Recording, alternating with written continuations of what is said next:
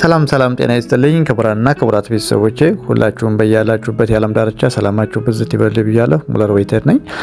ዛሬ ደግሞ ፓርት 3 ዌይተር ትሬኒንግ ፓርት 3 እንይዤላችሁ መጥቻለሁ። በባለፈው ቪዲዮአችን በርካታ ነጥቦችን እያነሳን ተወያይተናል። በክፍል 1 ስለ ዌይተር ስነ ምግባሮች፣ በክፍል 2 ደግሞ የግል ንጽህና እና ጠረጴዛ አዘገጃጀት የሚሉትን አይተን ነበረ።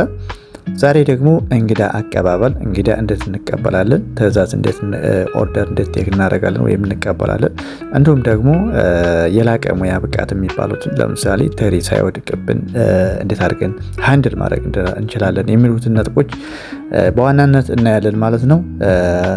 ቪዲዮውን እስከ መጨረሻው ማየታችሁን አትርሱ። ምክንያቱም በመሃል በጣም ጠቃሚና ለእናንተ የሚጠቅም ነገሮች ስላሉ መጨረሻ አካባቢ ብዙ ትምህርታዊ የሆኑ ነገሮችም ሊቀሩ ስለሚችሉ ቪዲዮ ስታዩ እስከ መጨረሻው ድረስ ማየታችሁን አትርሱ።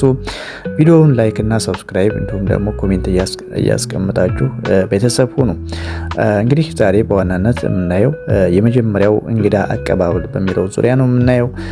በዚህ ጉዳይ እንግዲህ በጣም በርካታ ነገሮች ስለሚያስፈልጉት እናንተም ደግሞ እንግዲህ አብዛኛውን ኢንተርናሽናል ሆቴል ላይ መግባት ስለሚኖርባችሁ እንደዛ ቦታ ስለምትገቡ ኢንተርናሽናል ሆቴል ሲሆን ደግሞ የበለጠ ይህን እንግዳ አቀባበል በሚለው ዙሪያ በደንብ ማተኮር ይኖርባችኋል ማለት ነው። ግሬቲንግ የምንለው ማለት ነው ወይም ደግሞ ግሬቲንግ የምንለው በጣም አስፈላጊ ነው ማለት ነው። እንግዲህ እንግዳ ሲመጣ የመጀመሪያዎቹ 10 ሰከንዶች ወሳኝ ናቸው ማለት ነው። እንደመጣ መጀመሪያ ላይ እኛ የምናደርገው አቀባበላችን ለእንግዳው መቆየት ዋና ተግባራችን ነው ማለት ነው። ስለዚህ የመጀመሪያዎቹን 10 ሰከንዶች በሚገባ ከተወጣን ከስተመራችን እዚሁ ማቆየት እንችላለን ማለት ነው። ስለዚህ ይህ መጀመሪያ ዌልካም ቱ አወር ሬስቶራንት ብለን መጀመር አለብን ማለት ነው። ዌልካም ቱ አወር ሬስቶራንት ብለን ገና እንደመጡ ከበር ላይ መቀበል አለብን። ስለዚህ ወደ ወንበር እናመራለን። ወንበሩን በቀጥታ ሄደን የመቀመጫ ጠረጴዛውን ሳባ አድርገን ዘጋ እንዲቀመጡ ማመቻቸት አለብን ማለት ነው። ስለዚህ ይሄ በዋናነት በጣም ይጠቅማል ማለት ነው። ስለዚህ ዌልካም ቱ አወር ሬስቶራንት ብለን ስንቀበላቸው ያላቸው እነሱ ደግሞ ደስታ ይኖራቸዋል ማለት ነው።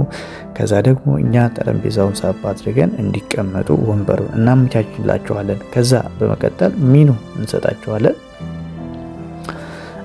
እንግዲህ ጠረጴዛ ካመቻችንላቸው በኋላ ወንበር ካዘጋጀንላቸው በኋላ ከስተመሮች ምንድነው የሚፈልጉት? ሚኑ ነው የሚፈልጉት። ስለዚህ በቀጥታ ምንድነው የምናደርገው? ሚኑ ነው። ሚኑ የተለያየ ሚኑ ሊኖር ይችላል። በኮምፒውተር ሊሆን ይችላል፣ እንዲሁም ደግሞ በፔፐርም ሊሆን ይችላል ወይም ደግሞ በወረቀት ሊሆን ይችላል ማለት ነው። ሚኑዎቹ እንደየሆቴሉ እንደየሬስቶራንቱ ስታንዳርድ ይለያያል ማለት ነው። ስለዚህ በአይፓድ ሊሆን ይችላል ወይም ደግሞ በኮምፒውተር ማለት ነው። እንዲሁም ደግሞ በወረቀት ሊሆን ይችላል፣ እንዲሁም በፒክቸር ደረጃ ሊሆን ይችላል ማለት ነው። ስለዚህ በቀጥታ ሚኑ እናሳይና ከዛም በኋላ ምንድነው የምናደርገው? ትዕዛዝ መቀበል ነው። ኦርደር መቀበል አለብን ማለት ነው። ኦርደር እንቀበላለን። ስለዚህ ኦርደር ስንቀበል ምንም ማድረግ ነው ያለብን? ኦርደር ስንቀበል ጥንቃቄ በተሞላበት መሆን አለበት። እነሱ ሚኑን እንደሰጠናቸው ሚኑን አይተው ለእኛ ኦርደር ሲሰጡን እኛ ደግሞ እነሱን ስንቀበል በጥንቃቄ መሆን አለበት ማለት ነው። ከፊት ለፊት ሆነን ወይም ደግሞ ኦርደር ከሚሰጠው አካል ፊት ለፊት ሆነን አይኑን ማየት ይኖርብናል። ምክንያቱም እሱ የሚናገረንን ነገር እኛ ሪፒት ማድረግ የለብንም። ለምሳሌ እሱ የተናገረንን ነገር ወይም ደግሞ እሷ የተናገረችንን ነገር በቀጥታ መጻፍ አለብን ማለት ነው። በቀጥታ መጻፍ አለብን። ስለዚህ ኦርደር ስንጽፍ ምንም አይነት ስህተት እንዳይፈጠር ጥንቃቄ ማድረግ አለብን ማለት ነው። ጥንቃቄ ማድረግ ይኖርብናል። ኦርደር አቀባበላችን እንደየ ሰው ይለያያል። ለምሳሌ እኛ በምንችለው ቋንቋ ምናልባት 2 አይነት ቋንቋ ወይም ደግሞ 3 አይነት ቋንቋ ልንናገር እንችላለን። ስለዚህ የከስተመሩን ቋንቋ ምንድን ነው የሚናገረው? እንግሊዝኛ ነው የሚናገረው? አረብኛ ነው የሚናገረው? እንዲሁም ደግሞ ሌላ ቋንቋ ነው ብለን መረዳት አለብን ማለት ነው። እና ያው ዋናነት እንግዲህ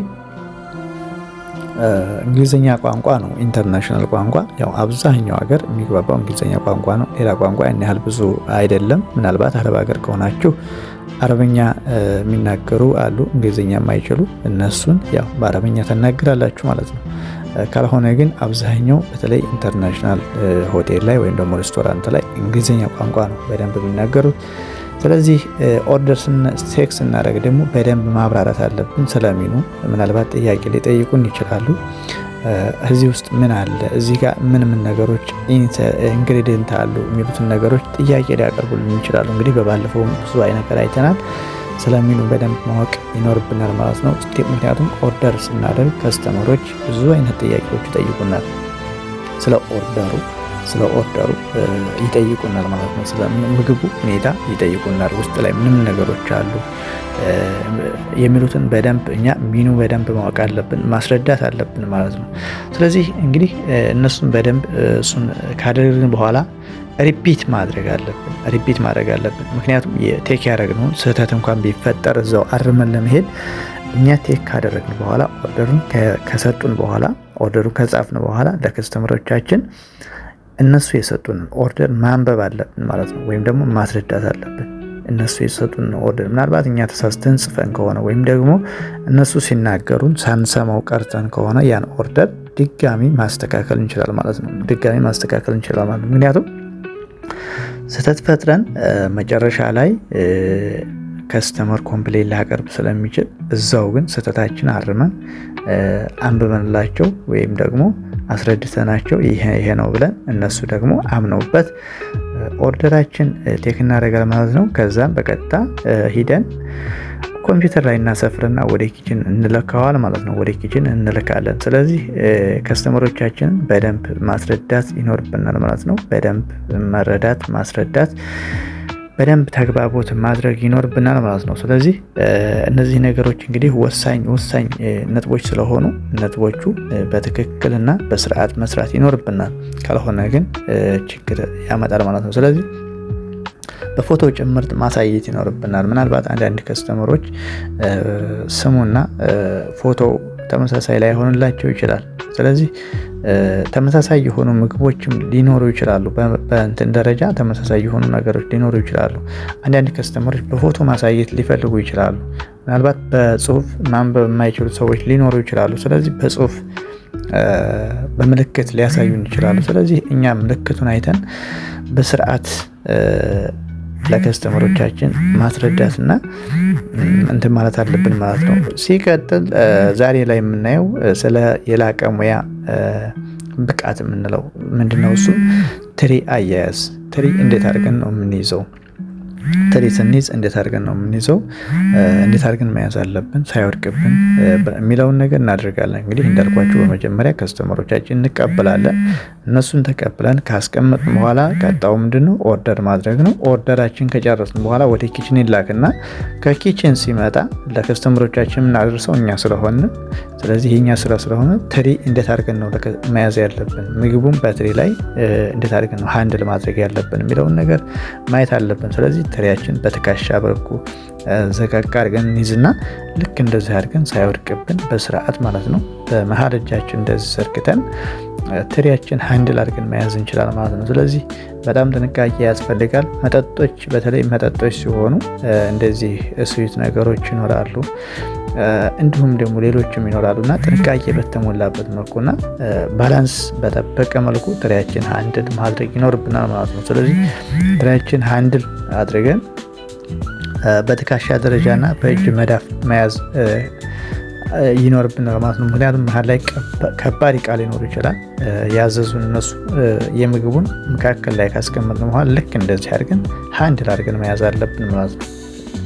ሃንድል አድርገን እንደዚህ አድርገን ምግቡን ቀጥታ ለከስተመሮቻችን ማድረስ ይኖርብናል ማለት ነው። ወደ ከስተመሮቻችን ምግቡን ስንሰጥ በግራ እጃችን ትሪውን ከፍ እናደርጋለን ማለት ነው። ምክንያቱም በደንበኞቻችን ፊት ለፊት ትሪው መቅረብ የለበትም። በግራ እጃችን ከፍ አድርገን እንደዚህ ልክ በትከሻ ሳይድ መሆን አለበት ማለት ነው። ስለዚህ የተያያዝን በዚህ መልኩ እንደምትመለከቱት በዚህ መልኩ ነው የሚሆነው። እንደዚሁም ደግሞ አነስተኛ መጠጦች ለምሳሌ ኮፊ፣ የተለያዩ ነገሮች ሲሆኑ ደግሞ በዚህ መልኩ እናቀርብላችኋለን ማለት ነው ለከስተመሮቻችን።